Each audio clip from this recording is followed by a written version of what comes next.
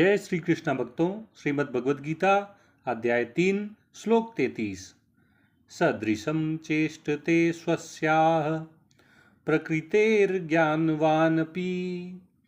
प्रकृतिं यान्ति भूतानि निग्रह किं करिष्यति।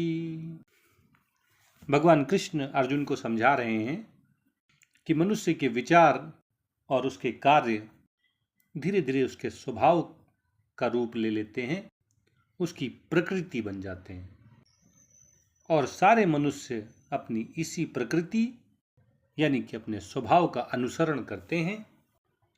भगवान कहते हैं कि ज्ञानी पुरुष भी अपनी प्रकृति के अनुसार ही कार्य करता है।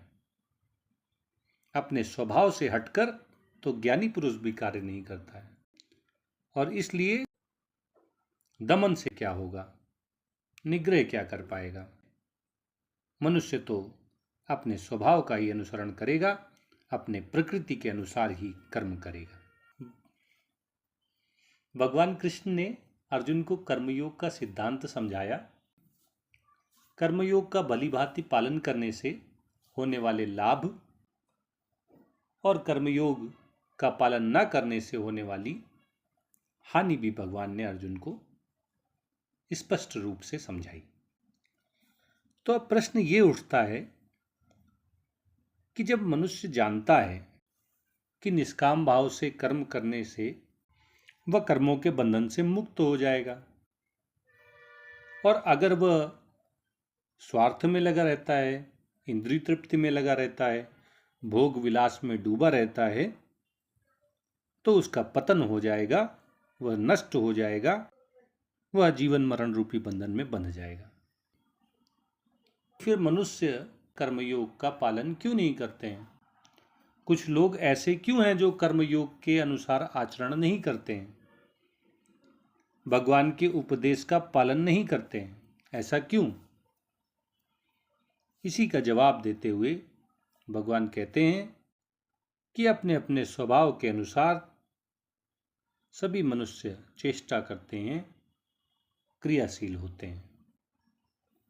यहाँ तक कि जो ज्ञानी हैं, ज्ञानवान हैं, वे भी अपनी प्रकृति के अनुसार ही आचरण करते हैं, अपने स्वभाव के अधीन ही वे भी कर्म करते हैं। और स्वभाव कैसे बनता है? जो विचार, जो आचरण, जो कार्य हम अपने जीवन में करते रहते हैं, वो भलाई के हों या बुराई के हों, वे पुण्य हों या पाप हों, धीरे धीरे वे हमारे अंतःकरण को, हमारे मन, बुद्धि और अहंकार को प्रभावित करते हैं और हमारा स्वभाव बन जाते हैं, हमारी प्रकृति बन जाते हैं। मनुष्य अच्छाई को भी छोड़ सकता है, बुराई को भी दूर कर सकता है, लेकिन एक बार जब ये अच्छाइयाँ, बुराइयाँ स्वभाव का रूप ले लेती हैं, तब इन पर मनुष्य का कोई वश नहीं रहता, बल्कि मनुष्य स्वयं इनके वशीभूत हो जाता है। फिर मनुष्य इनका आचरण नहीं करता, ये मनुष्य को अपने अनुसार आचरण करने के लिए बाध्य कर देती हैं और अपने इसी स्वभाव, इसी प्रकृति के वश में होकर, उनके अधीन होकर सभी मनुष्य काम करते हैं, अपने अपने कार्य करते हैं।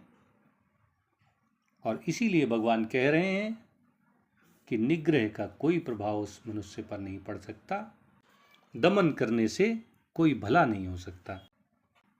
एक बार स्वभाव या प्रकृति के बन जाने पर फिर मनुष्य हठ से, दमन करके, व्रत रख के, तप करके या इंद्रिय निग्रह करके भी उस स्वभाव से पार नहीं हो पाएगा, अपनी प्रकृति को अपने वश में नहीं कर पाएगा।